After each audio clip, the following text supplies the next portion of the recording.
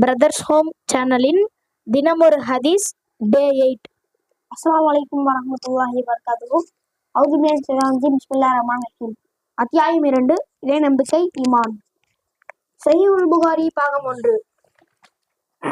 ஹதீஸ் நம்பர் 8. அல்லாஹ்வின் தூதர் ஸல்லல்லாஹு அலைஹி வஸல்லம் அவர்கள் கூறினார்கள், இஸ்லாம் 5 தூண்கள் மீது நிறுவப்பட்டுள்ளது. 1. அல்லாஹ்வை தவிர வேறு இறைவன் இல்லை என்றும் முஹம்மது ஸல்லல்லாஹு அலைஹி வஸல்லம் அவர்கள் அல்லாஹ்வின் தூதர் என்றும் உறுதிமொழிவது. 2. தொழுகையை நிலைநிறுத்துவது. 3. கடுமையானோர் ஸகாத் வழங்குவது.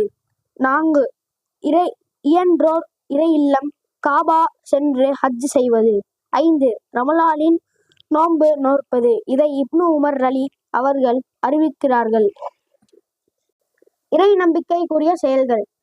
உயர்ந்தோன் அல்லாஹ் கூறுகின்றான், கிழக்கையோ மேற்கையோ நோக்கி உங்களுடைய முகங்களை திருப்புவது மட்டும் நற்பணி அன்று, ஆயினும் நற்செயல்கள் புரிவோர் இவர்களே அவர்கள் அல்லாஹ்வையும் இறுதி நாளையும் வானவர்களையும் வேதங்களையும் நபிமார்களையும் உறுதியாக நம்புவர்.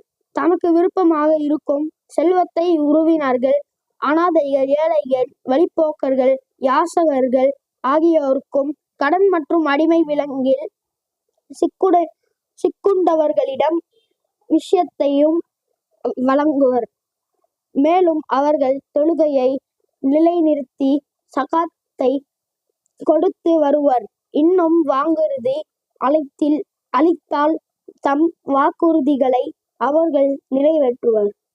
கடும் வறுமையிலும் பிணியிலும் போர்க்களத்திலும் கூட பொறுமையை கடைப்பிடிப்பார்கள்.